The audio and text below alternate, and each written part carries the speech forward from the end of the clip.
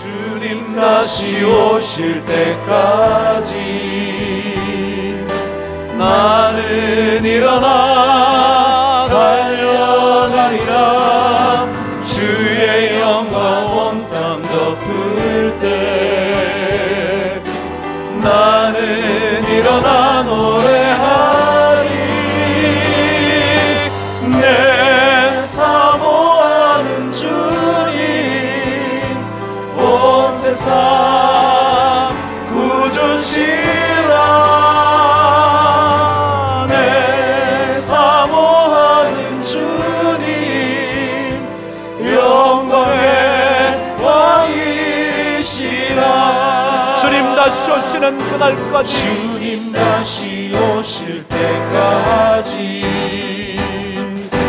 나는 일어나 달려가랴.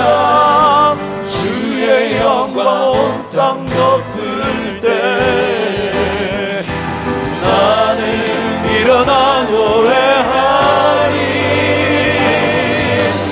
내 사모하는 주님 온 세상 구주시라.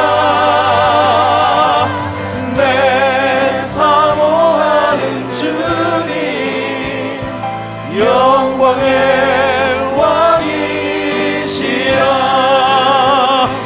영광의 왕이시라. 영광의 왕이시라.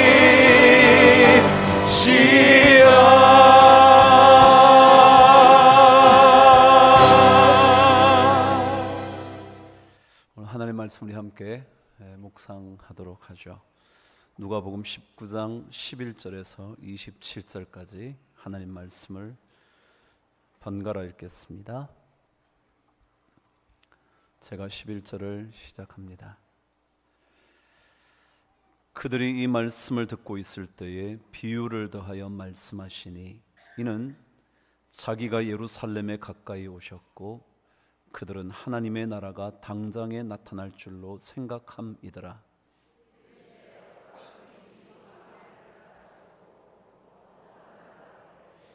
그 종 열을 불러 은화 10문화를 주며 이르되 내가 돌아올 때까지 장사하라 하니라.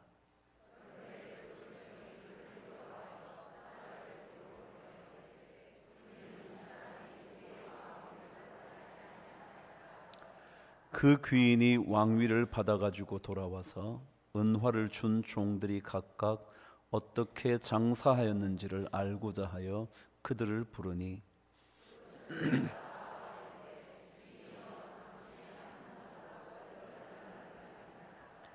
주인이 이르되 잘하였다 착한 종이여 내가 지극히 작은 것에 충성하였으니 10고을 권세를 차지하라 하고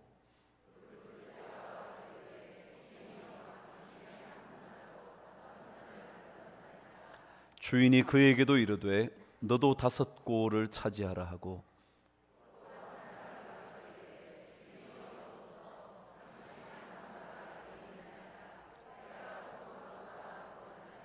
이는 당신이 엄한 사람인 것을 내가 무서워함이라.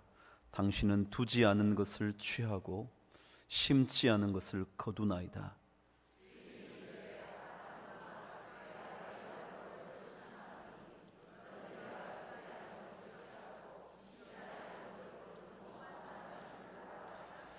그러면 어찌하여 내 돈을 은행에 맡기지 아니하였느냐? 그리하였으면 내가 와서 그 이자와 함께 그 돈을 찾았으리라 하고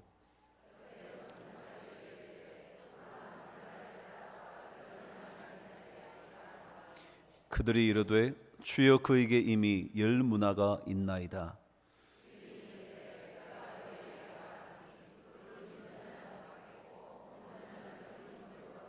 함께 읽으십시다.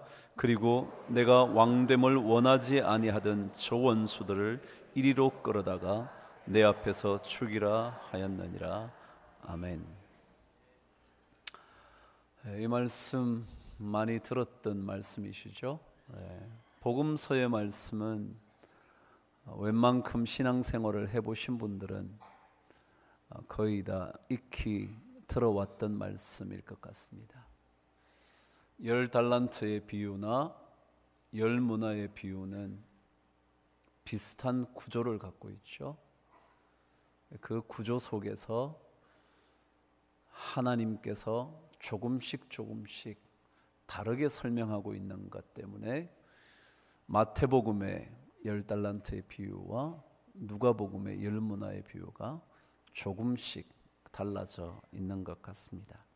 오늘 말씀을 통해서 한 3주 정도 혹은 4주 정도 여러분과 함께 그리스도인의 삶의 길이라는 주제에 맞추어서 한번 말씀을 묵상해 보도록 하겠습니다. 잘하는 말씀이니까 그리 귀를 기울이지 않아도 좋을 것 같습니다. 그러나 늘 듣던 말씀이지만 그 말씀과 내가 부딪히는 장소가 있어야 합니다. 부딪히는 자리가 있어야 합니다. 부딪히는 순간이 있어야 합니다. 그렇지 않으면 그 말씀이 들려온 순간 들려나가고 말 겁니다. 그래서 말씀을 들으실 때 그 말씀과 부딪히는 그 자리, 그것이 어떤 자리인지를 여러분 스스로 잘 묵상해 보시게 되기를 바랍니다. 아테네의 민주 정치를 꽃피우던 시절에 최고의 정치인으로 불리었던 사람이 있었습니다. 그의 이름이 페리클레스라는 사람이었습니다.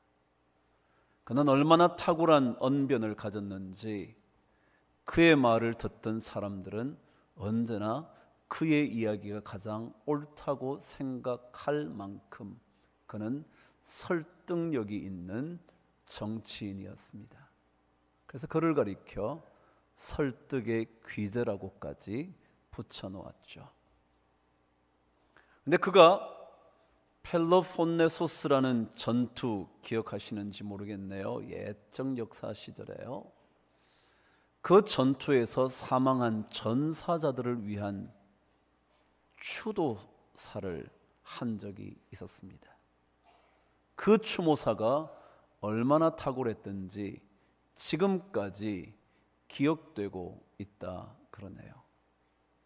그의 추모사의 한 내용입니다. 우리는 아름다운 것들을 사랑하되 사치하지 않으며 지혜를 사랑하되 나약하지 않습니다. 또한 부를 자랑거리가 아니라 행동할 수 있는 기회로 활용합니다. 가난을 시인하는 것은 부끄러운 일이 아니라 오히려 가난을 타파하기 위해 아무것도 하지 않는 것을 부끄럽게 여깁니다. 그랬습니다. 다시 한번 들어보실래요? 그 전투에서 전사했던 전사자들을 추모하면서 그 사람들과 우리가 어떤 인생을 살아가는지 그가 이렇게 표현을 한 겁니다. 우리는 아름다운 것을 사랑하지만 사치하지 않는다고. 우리 모두가 아름다운 것들을 꿈꾸죠. 그래서 아름답게 치장하고 싶어 하죠. 아름답게 치장하려고 하는 순간 우리는 어느 순간 사치로 우리 삶을 몰고 갑니다. 그래야 아름다워질 것처럼 생각하기 때문에 그렇습니다. 그래서 아름답게 자신을 꾸미는 삶이 어느새 사치의 길로 자꾸만 갑니다. 그런데 아름다운 것들을 사랑하지만 사치하지 않는 사람, 또 계속 말합니다. 지혜를 사랑하지만 나약하지 않습니다.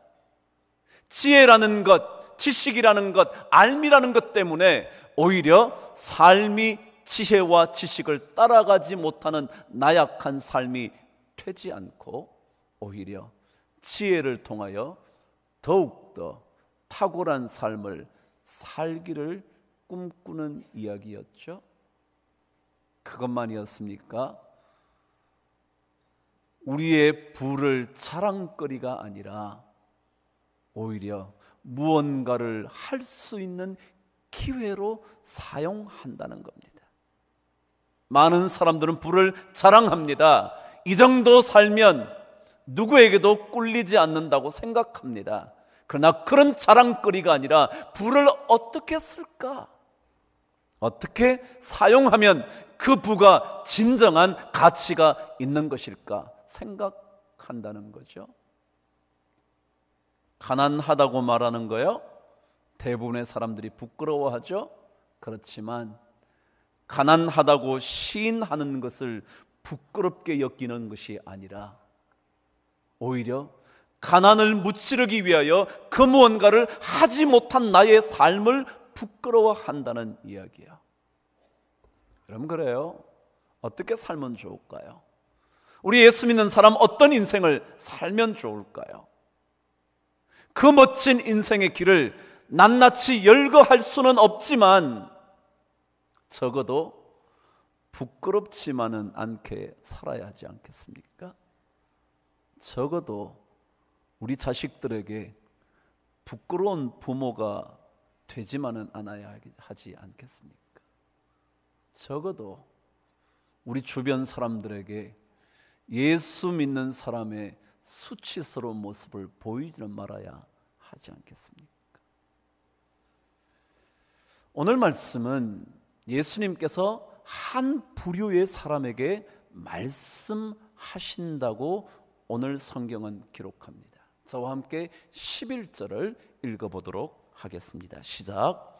그들이 이 말씀을 듣고 있을 때에 비유를 더하여 말씀하시니 이는 자기가 예루살렘에 가까이 오셨고 그들은 하나님의 나라가 당장에 나타날 줄로 생각하고 있었다는 겁니다. 예수님께서 점점 더 예루살렘 쪽으로 가까이 오실 때 그들과 함께 했던 많은 사람들이 이런 생각을 했다는 거죠.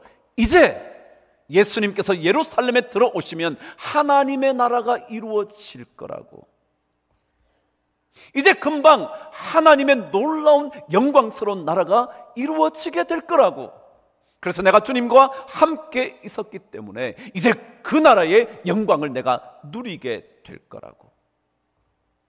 그래서 많은 사람들이 이런 생각을 했던 것 같습니다. 그래, 이제 뭐 끝인데 뭐, 이제 하나님 나라 임할 텐데 뭐, 이럭저럭 그럭저럭 보내면 그 나라 맞이할 텐데 뭐 라고 생각을 하고 있었던 것 같습니다.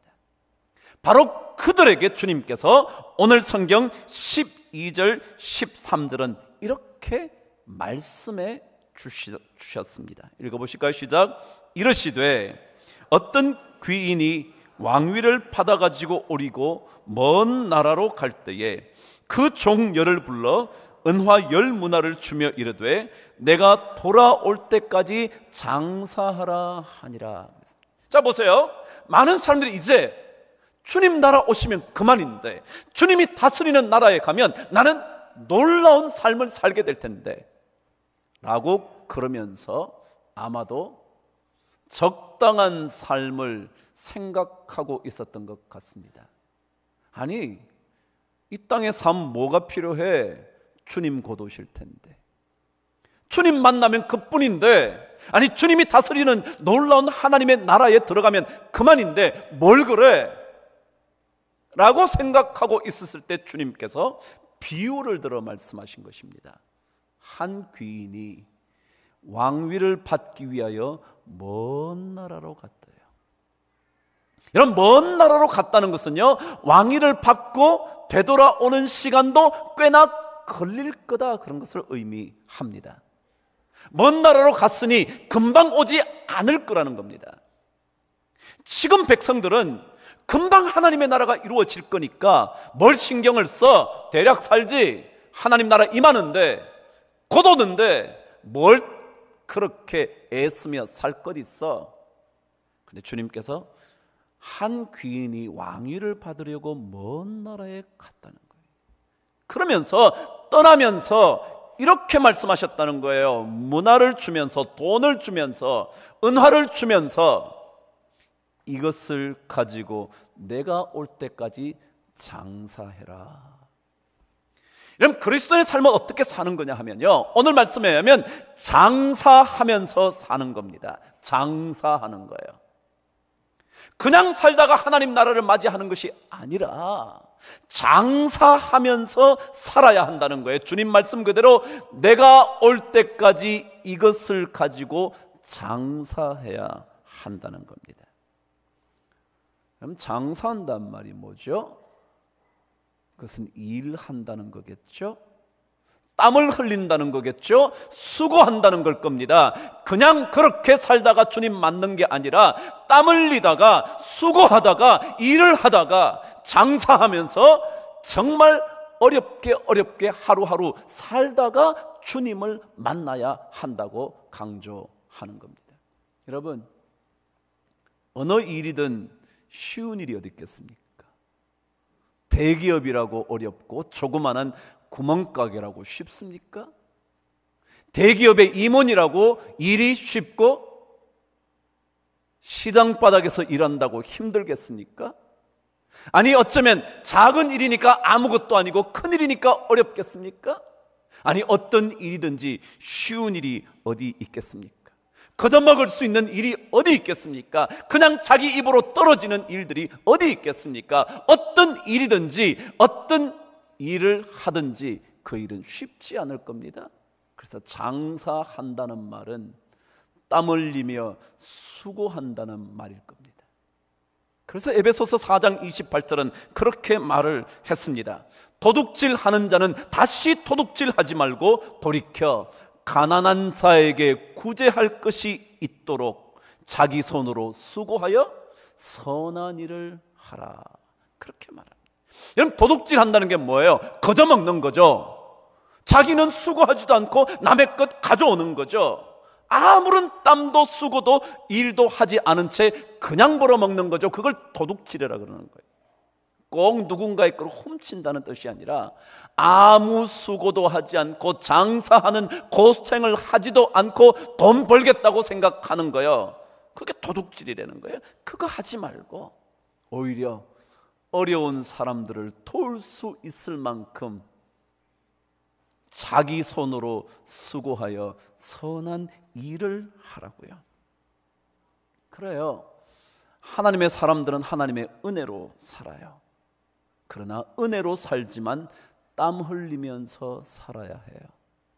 그것이 어떤 일이든지 간에, 그 일이 보잘것없는 일이든지 아니면 남들이 부러워할 만한 일이든지 땀 흘리면서 하나님의 은혜를 사모하며 살아야 합니다.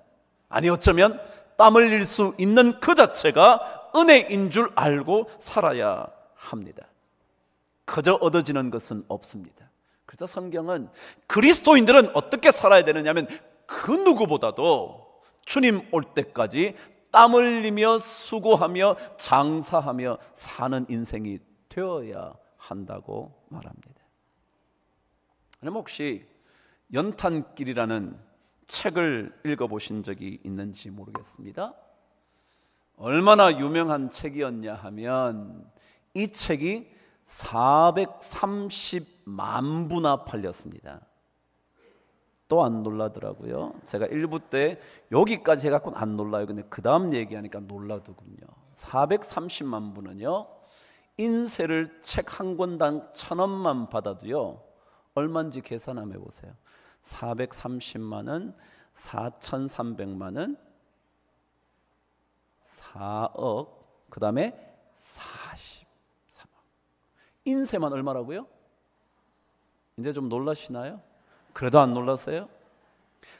430만 부나 팔린 책이었습니다. 그런데 이 저자가 최근에 이런 책을 썼습니다. 예수 믿으면 행복할까? 라는 책이었습니다. 이 사람은 신앙인입니다. 얼핏 들으니까 예전에 우리 교인이었다 그러네요. 지금 다른 교회가 있습니다. 원래 저는 기억이 없는데 젊은 친구니까. 그런데 이분이 430만 부 되는 책이 팔린 저자인데, 그 책에 대한 이야기를 예수 믿으면 행복할까에 대해서 이렇게 적어 놓은 글을 읽게 됐습니다. 자기가 글을 썼다는 거예요. 이 글을 써서 이 책이 자기는 그래도 잘 썼다고 생각이 들어서 이 책을 출판사에 보내서 출판이 됐으면 좋겠다 생각을 했다는 거죠. 그래서 머릿속에 그렸다는 겁니다. 10개의 출판사를 선택하고 그 출판사에 보내보는 거죠. 그런데 한꺼번에 보내는 것보다 먼저 첫 번째 보내고 두 번째 보내고 이렇게 보내다가 출판하면 좋겠다 생각을 했다는 거죠. 왜냐하면 조금 마음속에 자신감이 있었다는 거죠. 이 첫 번째 출판사에 탁 보냈을 때 우리가 당신 글을 출판하겠습니다 할 것 같은 생각이 들어서 출판사 하나씩 보내기로 결정을 했답니다. 그래서 출판사에 첫 번째 그 원고를 보냈다는 거예요. 드디어 연락이 오겠지 기다리고 있는데, 한 주가 지났는데, 2주가 지났는데, 3주가 지났는데, 빨리 하세요. 4주가 지났는데, 5주가 지났는데 아무 소식이 없다. 시간이 자꾸 가는데도 아무런 연락이 없는 거예요. 원고를 받았다든지 어떻다든지 무슨 반응이 있어야 될 텐데 반응이 없더라는 거예요. 3개월 이상이 지난 다음에 견디다 못해 그 출판사를 찾아갔대요. 찾아가서 제 책 원고를 혹시 보셨습니까? 그랬더니 봤다는 거예요. 그런데 어떻게 혹시 결정을 하셨나요? 그랬더니 그제서야 뭐라고 그러냐면, 당신 글이 별로 마음에 들지 않아서 출판 안 하기로 했습니다 그러더래요. 여러분, 그렇게 안 하기로 했다면 처음부터 보고 난 다음에 곧장 연락을 해서 당신 책 우리 출판 안 한다 그랬으면 다른 출판사에다가 줬을 텐데, 그러냐고. 실망하면서 심지어 그 책에 의하면 이 사람들이 나의 글을 제대로 알아주지 않는구만 라고 생각하면서 되돌아왔다는 거예요. 두 번째 출판사에 보냈답니다. 그 출판사도 책을 받은 지 1달, 2달, 3달, 4달, 5달 되는 소식이 없는 거예요. 또 찾아갔답니다. 그랬더니 또다시 첫 번째 출판사와 비슷한 얘기를 하더래요. 당신 글이 우리 출판하는데 적절하지 않아서 안 내기로 했다는 거예요. 물었답니다. 어떤 게 마음에 안 드냐고. 내가 혹시 좀 고칠 수 있으면 고치겠다고. 그랬더니 별다른 얘기도 없이 그냥 당신 글이 마음에 안 들어요 그러더래요. 세 번째 출판사에 보냈습니다. 똑같이 몇 개월이 지나도 소식이 없습니다. 계속 찾아가서 원고 찾아오고 찾아가서 원고 찾아오고. 그러면서 몇 개월을 지나면서 글을 이렇게 쓰면 안 되는 건가? 그래서 올 때마다 계속 이제 그때부터 고치는 작업을 했다는 거예요. 그래도 어떻게 다음 출판사에 보낼 때는 그 출판사가 받아줄까 싶어서 또 고쳐서 써서 고쳐서 써서 계속 보냈는데 5번째 출판사까지도 아무런 소식이 없더래요. 그러는 동안 거의 3년이라는 세월이 지났대요. 3년이라는 세월. 그러면서 그가 계속 되돌아오는 글을 자기가 고치면서 이것을 빼면서 다시 추가하면서 계속 3년 동안 했다는 거예요. 마침내 그 책이 출판이 됐는데 얼마나 팔렸다고요? 430만 부요. 여러분, 거저먹을 게 있나요? 그 사람이 글을 잘 썼어요?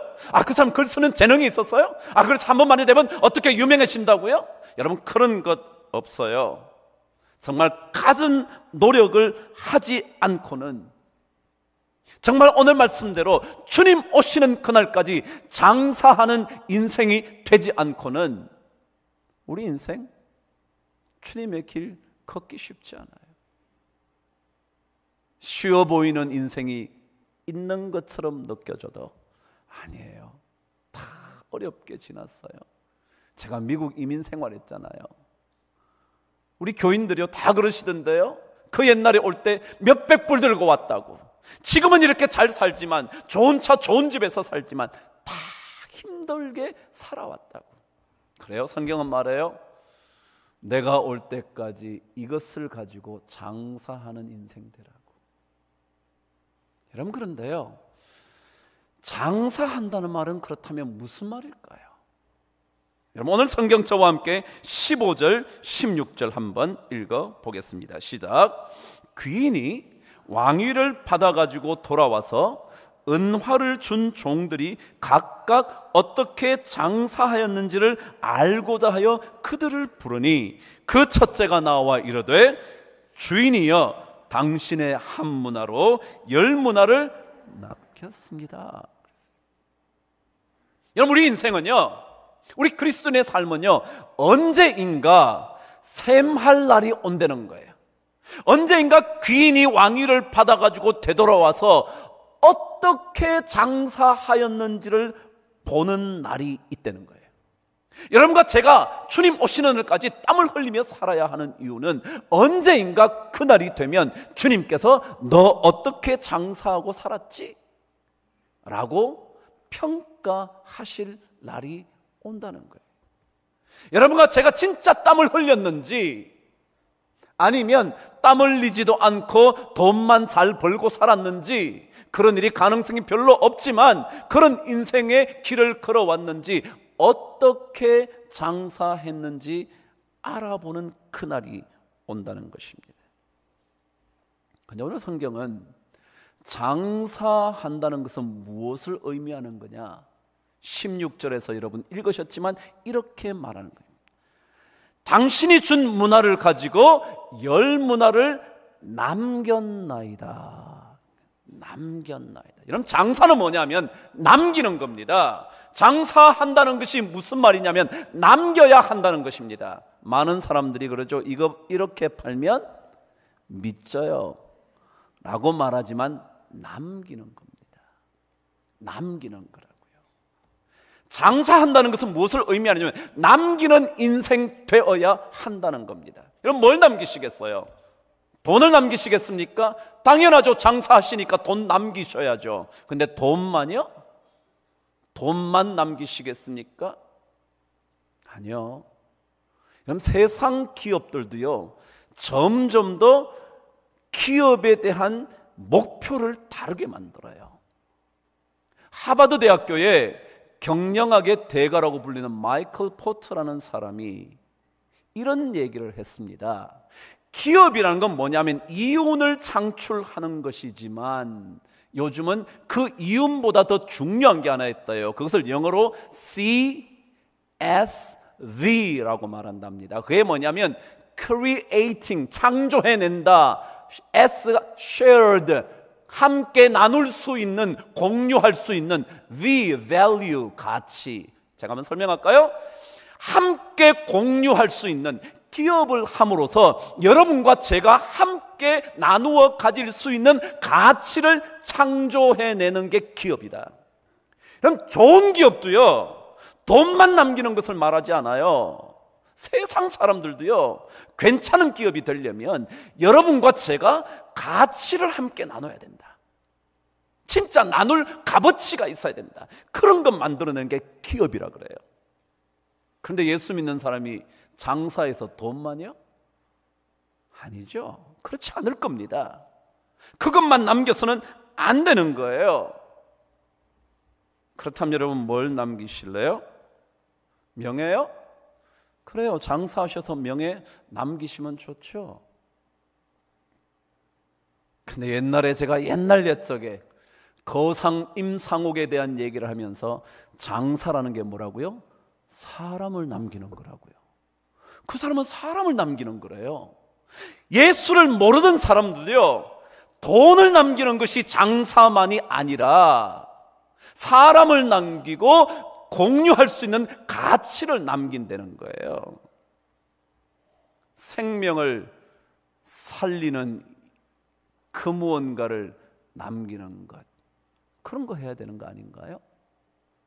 제가 수요 예배 때도 이 말씀을 인용했지만 다니엘서 12장 3절의 말씀대로 많은 사람을 옳은 대로 돌아오게 한 자는 별과 같이 영원히 빛나리라. 많은 사람을 구원하는 일, 하나님을 보여주는 일, 요즘 우리가 암송하는 말씀에 의하면 하나님의 아름다운 덕을 선포하는 그런 일을 위하여 우리가 장사해야 되는 것 아닌가, 그런 거예요. 그냥 돈 좀 더 벌려고 우리 그리스도인이 사는 게 아니에요. 우리 자식 조금 더 잘 가르치고 좋은 집 사주고 유산 남겨주기 위해서 우리가 돈을 버는 장사하는 게 아니에요. 그것만 가지고는 안 돼요. 세상도 이제는 그런 것만 가지고 하는 기업을 탐욕이라 불러요. 우리나라에 9번 과거 시험을 보아 9번 다 장원 급제한 사람이 있답니다. 그 사람의 이름이 율곡이입니다. 그런데 이 사람이 자기보다 탁월한 글을 쓰는 유일한 한 사람이 있다고. 그 사람은 나면서부터 문장을 다 익히고 태어난 자기 자신의 100세의 스승이라고 말했던 사람이 있었습니다. 그 사람의 이름이 매월당 김시습이라는 사람이었습니다. 그 사람은 사육신이 아니라 생육신, 살아있는 6명의 신하 중에 한 명이었습니다. 이 사람에 대해서 좀 들어본 적도 계시겠지만, 여러분 아시는 대로 세조와 한명회의 피비린내 나는 그런 정권 교체에 희생되었던 사육신, 그 시체들을 어느 누구도 건드릴 수가 없습니다. 왜요? 아직까지 서슬시퍼른 한명의 세조의 힘들이 있으니까요. 그런데 김시습이라는 사람이 그 사육신의 시신을 다 안장을 했죠. 저 노량진에 가면, 그리고 여러분 노량진에 가면 그 사육신 묘들 있잖아요. 그만큼 용기가 있었던 사람이었습니다. 그런데 그가 시 한 편을 썼는데 여러 편을 썼지만 그 중에 한 시를 제가 읽어드리겠습니다. 제목이 사청사우였습니다. 이 사자는 잠깐사, 사청 그러면 청자는 맑을 청, 잠깐 맑았다. 사우는 뭘까요? 잠깐 비왔다. 무슨 뜻일까요? 잠깐 맑았다가 곧장 비가 내린다. 그런 게 사청사우라는 시였습니다. 제가 한번 읽어드릴게요. 번역된 것 읽어드립니다. 잠깐 개었다 비 내리고 비 내렸다간 도로 개이니 하늘의 이치도 이러한데 하물며 세상 인정이랴. 나를 칭찬하다 곧바로 나를 헐뜯고 명예를 피하더니 도리어 명예를 구함이라. 꽃이 피고 꽃이 지는 것을 어찌하리요? 구름이 오고 구름이 가는 것을 산은 다투지 않는다네. 세상 사람들에게 말하노니 반드시 알아주어 라고 말하면서 마지막 절에 이렇게 말을 했습니다. 기쁨에 취하되 평생 누릴 곳은 없다는 것을 이라고 적었습니다. 다시 한번 윗과 함께 읽으면 이렇습니다. 세상 사람들에게 말하노니 반드시 알아주어 기쁨에 취하되 평생 누릴 곳은 없다는 것을 꼭 알아주어 그랬습니다. 여러분, 김시습이라는 사람이 우리가 기쁨에 취한다는 거예요. 그게 너무 좋아서, 너무 멋져서. 그러나 기억하라고, 꼭 알아달라고. 그 기쁨 평생 거기에 기대어 살 수 없다고. 평생 누릴 것은 아니라고. 그런 게 기쁨이라고. 여러분, 예수를 모르던 사람도요, 우리 인생에 평생의 기쁨도 아닌 것을 위하여 그건 너무 그렇게 살지 마라, 그거 다 잠깐 개였다가 피오는 거다. 개인 날 좋다고, 인생의 맑은 날만 있다고 좋아하는 것 같지만 아니라고. 어느 순간 그것은 사라져 버린다고. 그래서 취환, 취할 취자 환, 환희 환자, 환희를 취하기는 하지만 반드시 알아야 된다고. 무처 처할 곳이 없다고. 뭐 처할 곳이요? 득평생, 평생토록 얻을 곳이 없다고. 기쁨을 우리가 가지는데요, 그거 평생 거 아니라는 거예요. 그걸 그 사람들이 알았다는 거예요. 그런데 우리 예수 믿는 사람들이 이 땅에 살면서 평생 누릴 것도 아닌 그것을 가지고 그것을 위하여 수고하고 땀 흘리는 것 아니라는 것 아니겠습니까? 주님께서 문화를 주시면서 장사하라고 말씀하셨을 때, 그것을 남겼다고 기록했을 때 그것이 겨우 돈 남기는 인생만을 의미하겠습니까? 잠깐 있다 사라져버릴 기쁨밖에 되지 않는 것들을 남기기 위해 우리가 돈 번다고요? 그게 그리스도인의 길은 아니지 않겠습니까? 조금 전에 반복해 드린 것처럼 별과 같이 영원토록 빛나는 그 무언가를 해야 되는 것 아니겠습니까? 아니, 진짜 돈을 벌 때 오히려 가난한 자들을 구제할 수 있도록 자기 손으로 수고하여 선한 일을 하는 것 아니겠습니까? 그런 장사를 해야 되는 것 아니겠습니까? 그게 그리스도인의 삶이죠. 우리는 그저 세상 사람들처럼 장사해서 돈 좀 더 벌어 더 멋진 인생 구가하려고 그리스도인의 삶을 살지 않습니다. 우리는 그런 인생보다 훨씬 더 고귀한 인생을 위하여 살아갑니다. 제가 성경 얘기는 아니지만 또 다른 얘기 하나 하고 말씀을 마치죠. 얼마 전에 우리 교회에 지킴이들이 이렇게 교회 지키다가 거기에서 이렇게 바둑을 두시는 분이 있었나 봐요. 그 바둑 대회를 했대요. 그래서 바둑 대회를 우리 교회 이현우라는 집사님이 우승을 했다네요. 그래서 그날 뭐 우승하시고 난 다음에 제가 그날 성경 공부하는 날인데 이렇게 점심 대접을 하시더라고요. 식당에서, 여기 우리 교회 식당에서 먹었죠. 내가 그래서 바둑 잘 못 둬요. 저는요, 제가 얘기했잖아요, 옛날에 바둑 못 둔다고. 오목 정도만 둘 줄 안다고. 근데 제가 바둑 책을 많이 읽습니다. 바둑 책을 읽으면 배울 게 많아서. 근데 이번에 조훈현 씨가 고수의 생각법이라는 책을 하나 썼습니다. 고수의 생각법. 거기에 보면 조훈현 씨의 스승이 몇 분 계신데 그 중에 한 분의 이야기를 적어놨습니다. 후지사와 슈코라는 사람이었습니다. 이분이 언제인가 이창호 기사에게 편지를 보냈답니다. 언제 보냈냐 하면, 이창호는요 조훈현 씨의 제자입니다. 그래서 제자니까 후지사와 슈코가 비록 나에게 배우지 않았지만 나에게 배운 조훈현의 제자니까 나의 손제자라 그러면서 아껴주었다는 겁니다. 그러니까 손주뻘이자는 거예요. 손제자란 말이죠. 근데 그가, 이창호 씨가 얼마나 탁월하냐면 여러분 아시는데 15살에 조훈현 씨를 물리칩니다. 그때부터는 거의 다 조훈현 씨를 물리쳐서 그때 이창호는 조훈현 씨의 집에서 나옵니다. 이제 스승을 이겼으니까 스승의 집에 머무를 이유가 없잖아요. 나왔습니다.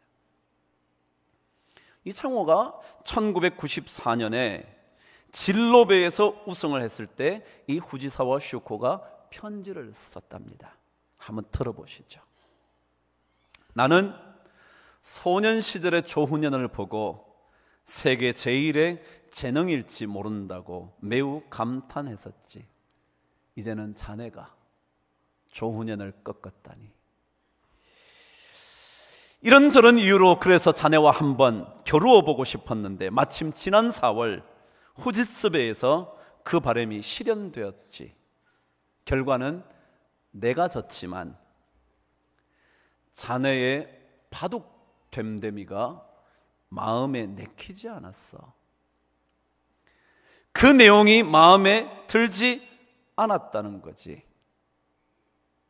여기에 자네가 풀어야 할 과제가 있는 것 같아. 뭐라고 말해야 될까? 지금 떠오르는 것은 자네의 바둑은 정감이 없는 바둑이라고 말하고 싶네. 그럼 바둑 두는데 뭐예요? 정이 안 간다는 거야. 정이 안 간대. 너하고 바둑 두니까 정감이 없대.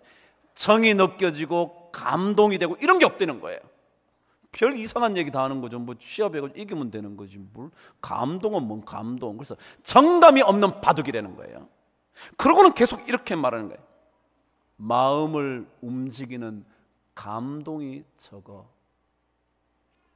바둑은 승부를 내는 동시에 음악이나 그림과 같이 개성을 표현하는 엄연한 예술이거든.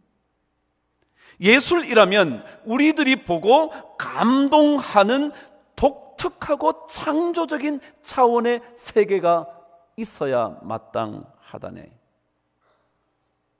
그 다음 얘기입니다.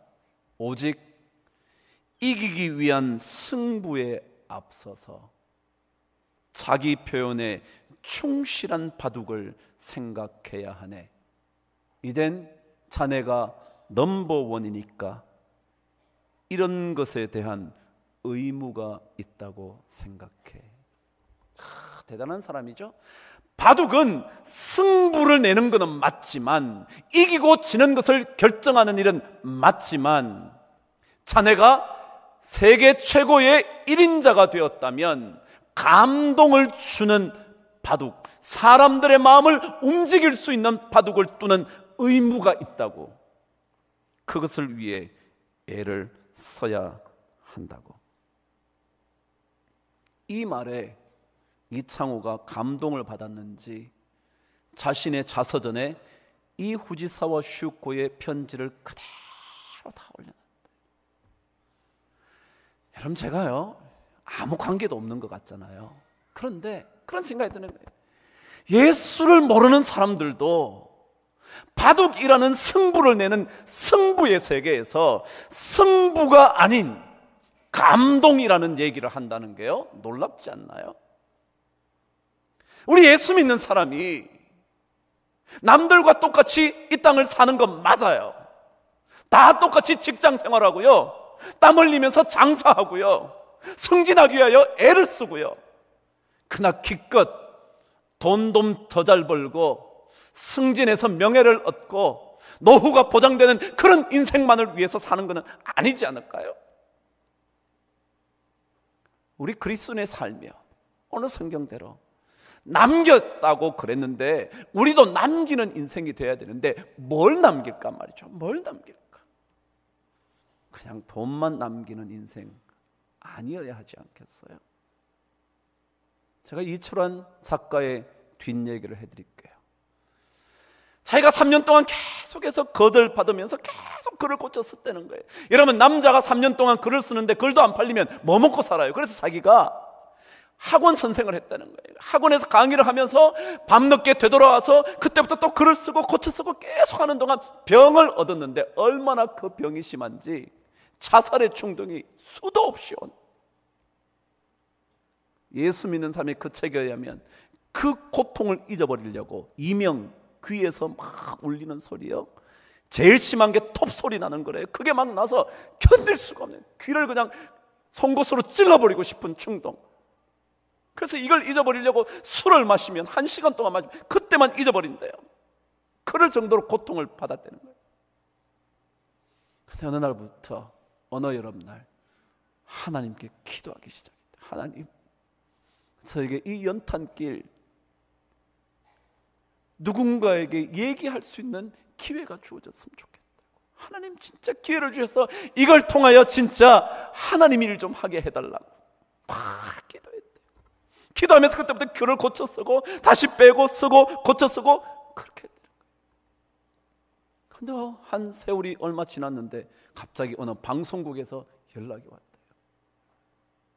당신 연탄길에 대하여 방송에 나와서 얘기해 줄 수 없겠냐고. 너무 놀랬대요. 가슴이 들려. 드디어 그 방송에 갔더니 그 사람들 이렇게 얘기하대.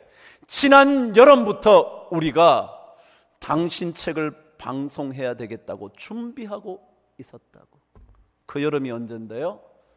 안이철환 작가가 하나님께 기도하기 시작했던 그 여름이요. 그래요, 우리요?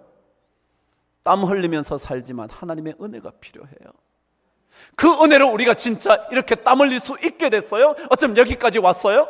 그렇기 때문에 우리는 우리가 생각하는 남기는 그 정도만 가지고는 안 된다고요. 하나님의 은혜로 여기까지 왔습니다. 정말 하나님을 위하여 뭔가를 남기는 인생, 그 인생이 우리가 살아야 할 삶의 길 아니겠습니까? 기껏 돈 남겨 유산 물려줄 생각에 사로잡혀 있다면 그 생각 한번 넘어보시죠.